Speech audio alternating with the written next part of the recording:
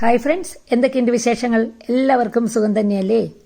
വയനാട് ദുരന്തത്തിൽ നഷ്ടപ്പെട്ട നമ്മുടെ സഹോദരങ്ങൾക്കും കുഞ്ഞുങ്ങൾക്കും വേണ്ടിയിട്ട് ഒരു നിമിഷം നമുക്ക് പ്രാർത്ഥിക്കാം.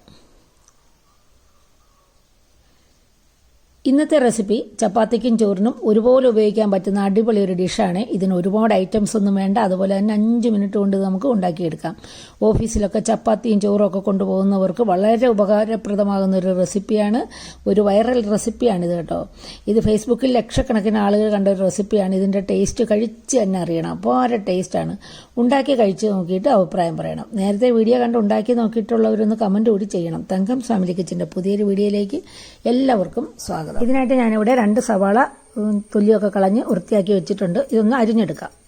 നിങ്ങൾക്ക് എത്ര സവാള വേണമെങ്കിലും എടുക്കാം കേട്ടോ. ഇത് ഇപ്പം ഞാനൊരു മീഡിയം സൈസിലെ 2 സവാള ആണ് എടുത്തേക്കുന്നത്. അപ്പോൾ അതിൻ്റെ നടുക്കൂടെ കീറിയതിന് ശേഷം ഈ ഒരു പോർഷൻ എടുത്ത് കളയണം എല്ലാത്തിൻ്റെ. ഇത് കളയുന്ന എന്തിനാന്ന് വെച്ചാൽ ഇത് നമുക്ക് അരിഞ്ഞെടുക്കുമ്പോൾ ഇതിൻ്റെ ഫ്ലേക്സ് സെപ്പറേറ്റ് ആയിട്ട് കിട്ടാൻ എളുപ്പമാണ്. അങ്ങനെ ഒന്ന് എടുത്ത് കളഞ്ഞാൽ ഫ്ലേക്സ് സെപ്പറേറ്റ് ആയിട്ട് എടുക്കാൻ വേണ്ടിയിട്ട് വളരെ എളുപ്പമാണ്. ഒരുപാട് കനവും കൂടി പോകരുത്, തീരെ നൈസുമായി പോകരുത്. നമുക്കിങ്ങനെ ഓരോ കഷ്ണം ഇങ്ങനെ എടുക്കാൻ പറ്റണം.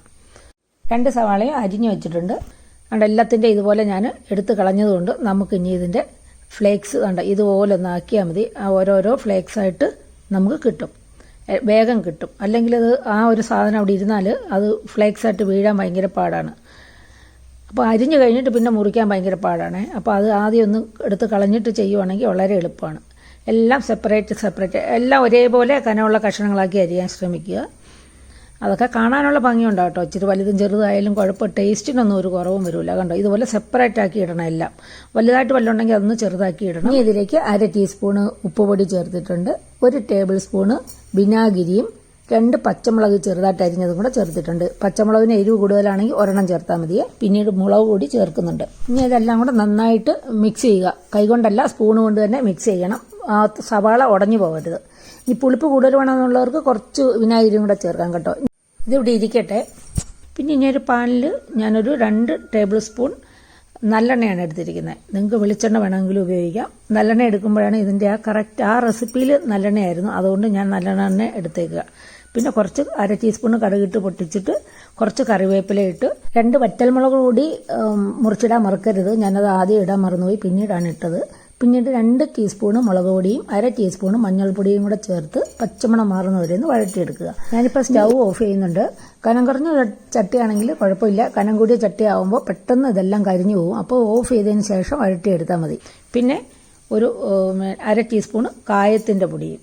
ഇത്രയേ ഉള്ളൂ. നമ്മുടെ റെസിപ്പി കഴിഞ്ഞിട്ടുണ്ട്. ഇപ്പോൾ സ്റ്റൗ ഓഫ് ചെയ്തിട്ടുണ്ട്. ഇതൊന്ന് ഇളക്കി പച്ചമണം മാറിയെന്ന് ഉറപ്പ് വരുത്തി കഴിഞ്ഞിട്ട് നമുക്കിതിലേക്ക് ചേർക്കാം. ഇനി ഇതെല്ലാം കൂടെ ചേർത്ത് നമുക്ക് ഒന്ന് മിക്സ് ചെയ്തെടുക്കാം. സവാള അതിനകത്തോട്ട് ചേർക്കരുത്. ഈ സവാളയിലേക്ക് വേണം ഈ നമ്മൾ വഴറ്റിയ സാധനങ്ങൾ ചേർക്കാൻ. തിരിച്ച് ചേർക്കുമ്പോൾ സവാള ചൂടായി പോകും. അങ്ങനെ ചൂടാവരുത്. അങ്ങനെ ചൂടാവുമ്പോൾ ഈ സവാള വാടും. പിന്നെ നമ്മൾ ഉദ്ദേശിക്കുന്ന ടേസ്റ്റ് കിട്ടത്തില്ല. കണ്ടോ, നല്ല എല്ലാം മിക്സ് ചെയ്തെടുത്തിട്ടുണ്ട്.